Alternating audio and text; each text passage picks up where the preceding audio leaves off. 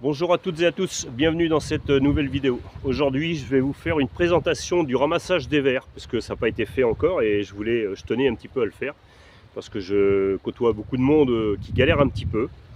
Donc je vais vous présenter tout à l'heure le matériel que je vais utiliser pour ce genre de vers, ce genre de pêche. Je pense que je vais faire une pêche d'arinicole, pêche des tubes, ensuite je vais faire la gravette. La pistiche, et puis je voulais faire le ver bleu, l'ophélie, mais malheureusement on est quand même sur des secteurs un peu compliqués là, pour ramasser ce genre de vers. Donc aujourd'hui je suis sur un secteur en hauteur. L'eau est encore ici, l'eau va se dégager tout à l'heure et puis on va pouvoir accéder pour ramasser des vers tubes. Voilà, donc on va attendre que la marée descende et puis on va commencer à faire le ramassage des vers, et je vais tout vous expliquer en long et en large pour éviter de forcer comme des ânes, parce que je vois beaucoup de monde avec des ferrets qui font 10 kg alors qu'il n'y a aucun intérêt à faire ça. L'intérêt c'est de ramasser des vers dans le confort, et je vais vous expliquer qu'est-ce qu'il faut faire pour être dans le confort. Allez, on va attendre un petit peu et puis je vais faire la présentation des outils. Bon, voilà pour le matériel, je vais vous faire voir un petit peu les outils que j'emploie. Donc ça c'est une ferrée en fait, donc c'est pas l'outil d'ostréiculteur, hein. C'est fabrication maison. Donc très tranchante comme vous pouvez la voir, puisque j'ai passé la meule et je le fais régulièrement. Donc ça c'est une chose. Voilà le manche en bois. Alors vous allez à Gamme Vert ou alors dans un magasin, peu importe, où il y a des ferrées qui sont très larges, hein, elles sont larges comme ça à peu près. Donc vous la coupez à, je crois que c'est 14 cm, et puis une vingtaine de centimètres en bas, sur une trentaine de centimètres en longueur. Ensuite vous l'affûtez de chaque côté et en haut, et puis vous y insérez un manche en bois, un manche en frêne, et là vous avez 2 kg d'outils. Parce que avoir des ferrets avec des manches en ferraille qui font 5-6 kg, je vois même pas l'intérêt du tout. Vous voyez, on doit être dans le confort pour éviter d'avoir des problèmes. Parce que quand on fait 1h30 dans les vases avec un outil qui fait 5 kg, je peux vous garantir qu'on s'en souvient. Voilà, donc ça c'est le premier outil que je vais me servir pour ramasser les tubes. Voilà, maintenant je vais vous faire voir l'outil pour ramasser les aranicoles. Voilà tout simplement l'outil pour ramasser les aranicoles dans le sable. Donc c'est une bêche, voilà, une fourche bêche exactement. Donc ça c'est uniquement pour les aranicoles, les gravettes et puis également les pistiches. Voilà, donc ça c'est les deux outils qu'on va se servir. Donc ça c'est pareil, c'est la même chose, hein. Alors quelque chose de quand même d'assez solide, hein. N'allez pas acheter un truc de merde là, de balle, parce que ça sert à rien du tout. Un manche en frêne, pareil, mais il faut que ça soit solide quand même. Et avec ces deux outils, on va ramasser les vers tout à l'heure et on va vous faire voir ça. Ensuite, je vais vous faire voir une petite chose supplémentaire.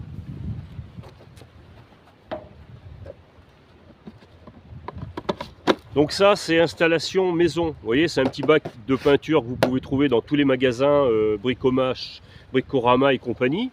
Et là, on va lui insérer ce petit bac. Alors ce petit bac, qu'est-ce que c'est? En fait, c'est un filet d'ostréiculteur, vous savez, où on met les huîtres. Bon, en fait, c'est une fabrication maison. C'est mon pote Thierry qui m'a fabriqué ça. Et franchement, il y a quelques années qu'il me l'a fait, il est toujours vivant. Donc ça, je l'insère dans mon petit bac. Je mets de l'eau dedans. Et quand je mets mes vers tubes, et en fait, ils sont pas, comment dire, dans le fond avec la vase et compagnie. Et une fois que j'ai fini de faire mes vers, je retire mon petit bac et je secoue dans l'eau et mes tubes sont propres. Voilà, et ensuite je les vide dans le bac, parce que parfois il y a une tête qui dépasse dans les trous et c'est pas amusant de les enlever. Donc voilà le petit bac pour avoir quelque chose de super léger, pas être embêté. Bon voilà, on va maintenant aller sur le site des tubes et puis on va vous faire voir tout ça. L'outil que je vous ai parlé tout à l'heure, là on va commencer à ramasser les tubes et puis je vais vous faire voir la petite technique pour pas forcer surtout. Allez, on y va. Donc on va choisir voilà, on va choisir celui-là. Voilà, voilà, celui-là, vous voyez des petits coquillages, et avec les petits coquillages, il y a le tube. Alors j'y vais, alors on pique devant, c'est pas certain que je puisse avoir, un coup en avant, un coup en arrière, et puis on vient extraire. Bon là, il est ici, voilà, parfait. Donc on a le tube, je vais le rincer un petit peu, voilà, voilà le tube. Voilà, allez, on continue. On va reprendre un autre ici. Bon, là il y avait des pierres, donc quand vous avez forcé un petit peu, vous avez pris une pierre et que vous avez mis un laps de temps, c'est pas la peine d'assister, ça sert absolument à rien. On recommence. Allez, on va prendre celui-là. Un coup en avant, un coup en arrière. On vient casser la motte et on vient extraire le verre. Bon bah là ici il n'était pas là, donc on recommence avec un autre. Voilà, ici il y en a un. Comme ça, toujours se mettre devant le coquillage. Hop. Parce qu'en fait la partie du trou il est ici. Donc en fait il faut toujours couper derrière. Donc là un coup en avant, un coup en arrière, vous voyez, on ne force pas, on ramasse pas de vase. Et le tube il est là. Le principal c'est de ramasser le principal en fait c'est de ramasser les tubes sans ramasser de vase. Vous voyez quand j'ai fini, regardez, quand j'ai fini en fait il n'y a pas de motte. Et c'est ça qui est important.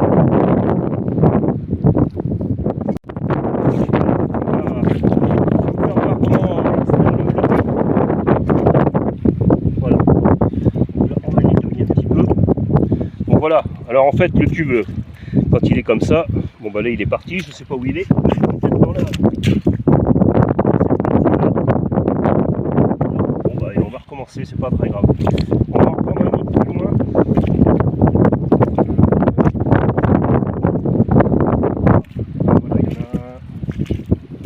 Voilà, il y en a un joli. Alors moi je les coupe en travers. Ça m'arrive de les couper en travers, mais en fait j'ai de l'expérience là-dessus, je suis habitué, donc je sais que je peux faire des choses un peu différentes. Mais quand on n'est pas habitué à ramasser les tubes, la tête est ici, c'est-à-dire l'entrée du trou est ici, il faut toujours couper derrière. Et surtout, ne pas faire de bruit quand on arrive, c'est-à-dire que si on marche juste à côté, c'est mort. Allez, je vais vous faire voir ça. Bon là j'extrais un petit peu. Hein. Voilà. Donc là on a la totalité du tube. Donc je vais vous sortir le tube et je vais vous faire voir un petit peu comment que ça se passe. Donc on appuie tout doucement comme ça. Voilà, et puis là on va voir la tête. On va pouvoir remarquer une chose que c'est... Voilà, voici le tube. Alors c'est très marrant, c'est qu'à la tête, il a deux petites dents et parfois ça vous mord un petit peu le bout du doigt, mais il n'y a rien de grave. Donc voilà. Donc on va continuer à faire quelques tubes et puis ensuite on va passer aux arrêts Nicole. Allez, j'en ramasse encore 2 ou 3. Là, par contre il y avait un petit peu de pierre, donc je sais pas trop. Voilà, ça c'était loupé, c'était normal, je le savais. Là, ici, avec une ferrée qui prend pas de... En fait une ferrée qui est pas lourde, vous voyez, je fais tout d'une main moi. Comme vous pouvez le voir, et regardez, il n'y a pas de motte. Hein. Voilà, alors... Une chose que je voulais vous dire aussi, quand vous avez votre tube comme ça avec les coquillages, vous appuyez et vous coupez ça, parce que ça on n'a pas besoin. Ce qui est important c'est d'avoir le tube, pas le reste. Vous voyez, c'est ça. Regardez, hop, il n'y a pas de motte. Je peux me permettre de le faire, regardez, je vous refais la chose d'une main, regardez. Je le fais d'une main. D'une main Thierry. Allez, c'est parti. Clac, clac, un coup en avant, un coup en arrière, on casse la motte et on récupère le tube. Voilà. Bon, moi je vais vous dire franchement, alors c'est vrai que moi j'ai l'habitude, et puis c'est pas une corvée, parfois ça peut l'être parce que des fois on galère un peu, mais pour moi c'est vraiment un jeu d'enfant. Moi je vous le dis, regardez, là il y en a 2, vous voyez, là on peut s'apercevoir qu'il y en a 2, vous les voyez, donc là je vais y aller, hop. Parfois quand il y en a 2, je le signale quand même, c'est souvent, il y en a un qui est vraiment maigrichon et puis l'autre qui est joli. Un coup en avant, un coup en arrière. Et là on vient casser la motte, et là on en a un qui est vraiment parfait, donc on appuie, hop, on récupère que le tube, et on va regarder sur le deuxième, et vous voyez, c'est parfait, il est là, et voilà, donc là vous avez vraiment la possibilité d'aller très vite, et regardez, comme je vous dis, regardez celui-là, il est joli aussi, hop, un coup en avant, un coup en arrière, on casse la motte, et on récupère juste ce qu'on a besoin. Bon là ici il était pas dedans apparemment, hein. Mais c'est pas grave, ça arrive. Vous voyez, je me sers que d'une main. J'ai une main où je ramasse mes tubes et une main où je... Voilà. C'est l'avantage d'avoir une ferrée qui est vraiment pas lourde. Allez, il y en a encore un là. On fait un petit dernier. Un coup en avant, un coup en arrière. Et hop. Voilà. Toc. Et voilà, on on va assez vite, hein, on pourrait faire autant que je voudrais, mais voilà. Donc ça c'était pour le ramassage des tubes, et tout à l'heure on va passer au ramassage des arénicoles.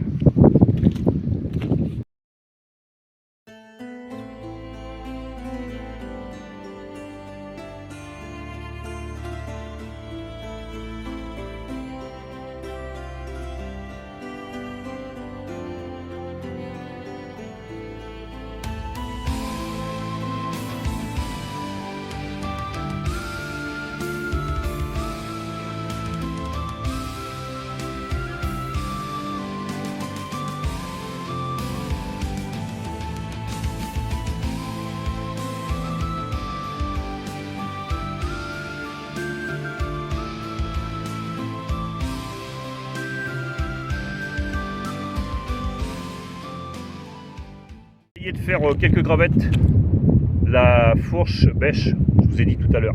Donc là on va essayer de faire des gravettes. On est sur un milieu plutôt sablo-vaseux, parce que dans la vase on n'en trouvera pas, il faut qu'il y ait un petit peu des deux. Et puis alors on va en faire quelques-unes, hein, parce que c'est pas des animaux ici qui sont en abondance. Donc on va essayer, allez c'est parti.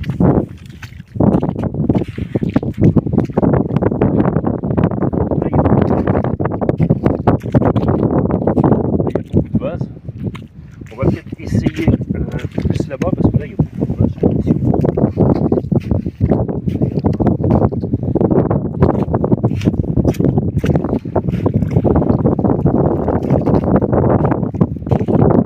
pour moi parce que là ça va pas. Bon alors, je vous avais parlé tout à l'heure des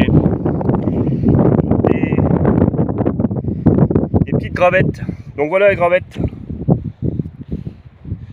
Donc là je ne vais pas insister éternellement, parce qu'en fait c'est très compliqué de les trouver à cette saison. Mais en fait voilà, les gravettes c'est pas très gros, hein, parce que nous on n'a pas des très grosses gravettes. Mais ça c'est vraiment un appât qui est vraiment exceptionnel. Voilà, pour les dorades c'est super. Pas facile à mettre à l'hameçon parce qu'on doit percer un petit peu avant la bouche. Mais c'est vraiment un très bon... Allez, on va passer aux arénicoles parce qu'il n'y en a pas beaucoup. Les arénicoles là, un petit peu plus bas sur la droite. Malheureusement, il y a de la crotte, mais ils sont très profondes. Donc on a des vents de nord-est, donc c'est vraiment pas idéal. Donc on n'a pas trouvé d'arénicole malheureusement. Pour les gravettes, ça a été un petit peu compliqué aussi. Bon, je vous avais dit qu'on ferait aussi des ophélies. Mais malheureusement, ça va être encore plus compliqué. On est vraiment sur des endroits là aujourd'hui avec des vents de nord-est. Ils sont vraiment très chiants et ça va être compliqué. Donc là, on va faire des images. Je vous mettrai de la musique sur le ramassage des pistiches parce qu'avec le vent qu'il y a, ça va être très compliqué. J'ai pas emmené les micros.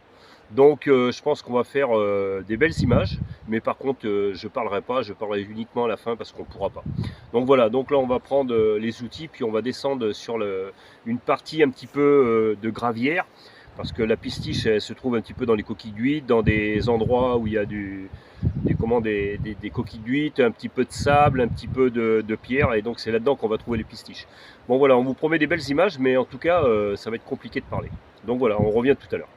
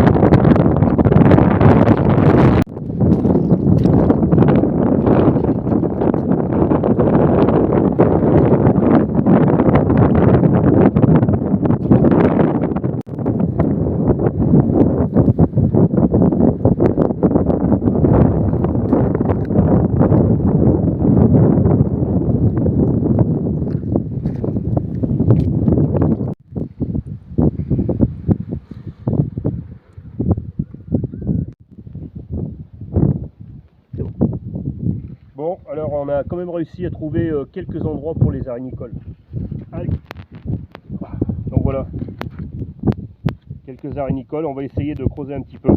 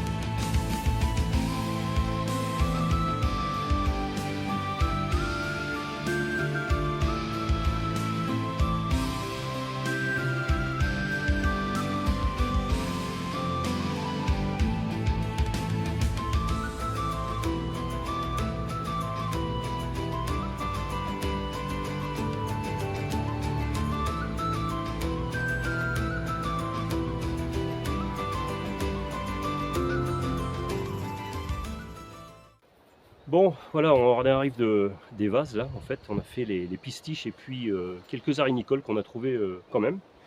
On va vous présenter le conditionnement des tubes et puis des arénicoles pour éviter de perdre ses èches parce que c'est pas toujours évident quand on ne sait pas.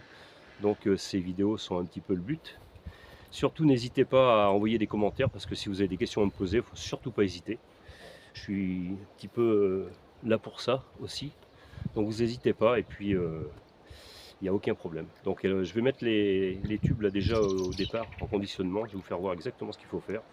Et puis moi j'ai deux solutions, mais je vais vous faire voir les deux solutions. On va faire le conditionnement que je vous avais dit tout à l'heure. Donc premièrement, on prend du journal, voilà, on humidifie le journal, on vient mettre dans des boîtes. Donc là, on met ça comme ça. Voilà. Alors moi j'ai deux solutions. Je mets du journal et je conditionne mes tubes dedans. Ou alors je prends du sopalin, c'est un petit peu mieux je trouve parce que ça imbibe un peu plus. Donc là on va mettre les verres dedans. Alors on les met dans le sens qu'on veut, hein. Surtout pas les uns sur les autres parce que c'est comme ça qu'on les étouffe. Avec cette solution vous pouvez les garder au moins une semaine. C'est une bonne solution. Donc là j'en mets une dizaine ou une quinzaine parce que j'en ai pas pris plus, hein. C'était pour la vidéo évidemment. Alors là vous en mettez le double et puis après vous remettez un petit journal. Voilà, toujours humidifié. Hop, on le trempe dans l'eau, on secoue un peu et ensuite on vient placer son journal par-dessus proprement, c'est encore mieux. Voilà, et avec ça, le couvercle, vous mettez ça au frigo et avec ça vous pouvez les garder à peu près une semaine. Donc le conditionnement pour les arenicoles, eh ben, ça va être le suivant, hein. Exactement la même chose. On va reprendre une boîte. Alors tâchez de prendre des boîtes de glace, peu importe la marque, hein, on s'en fout.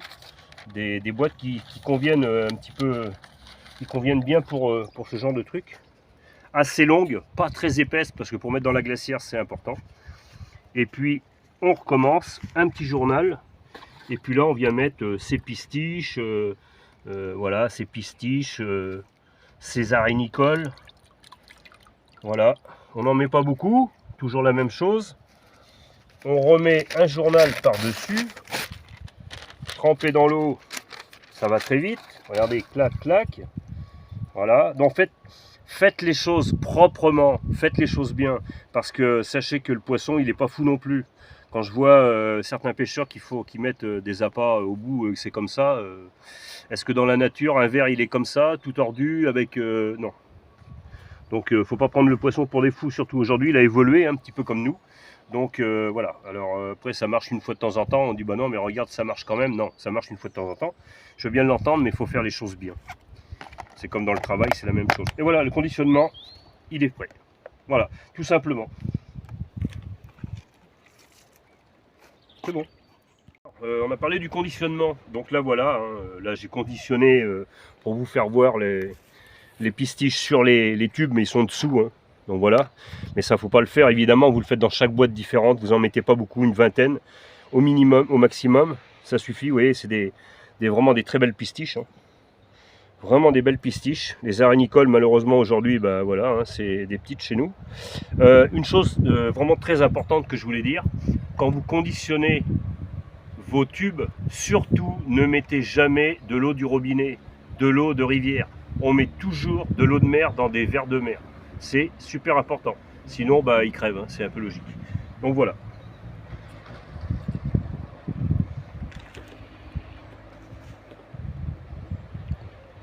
Bah oui. Bon voilà, on a parlé du conditionnement, on vous a un petit peu tout expliqué ce qu'il fallait. Donc aujourd'hui j'étais accompagné de Thierry. Thierry c'est un pote d'enfance. Bonjour à tous. Donc voilà, il connaît un petit peu l'affaire, hein, donc c'est pour ça qu'il est venu. Bon, il m'a aidé pour filmer et puis pour bêcher un petit peu. Alors, tout a été fait. Je pense qu'avec tous ces conseils, vous devriez quand même aller chercher vos verres. Et c'est pas toujours une partie facile pour tout le monde, mais ça fait partie de la pêche. Donc j'espère que cette vidéo vous portera conseil. Je vous souhaite à tous un bon visionnage tout d'abord, et puis bah, à une prochaine. Et puis n'oubliez pas, surtout si vous avez des commentaires à faire, n'hésitez pas à m'envoyer des commentaires, des questions. Moi je suis là pour ça, et puis ça me fera bien plaisir. Donc on va se retrouver prochainement dans une nouvelle vidéo. Je ne sais pas exactement ce que je vais faire. J'avais dit que je vous ferai une vidéo sur la blette, je pense que ça va se faire. La vidéo qui devait être faite sur les mulets, je pense qu'on va la reporter à l'an prochain parce qu'on arrive dans une période où c'est un peu compliqué. Et j'ai pas eu le temps, enfin pas pris le temps de le faire au bon moment, donc on verra ça l'an prochain. Bon voilà, bon visionnage à tous et puis à une prochaine vidéo. Et n'oubliez pas le petit pouce et de vous abonner. Ciao!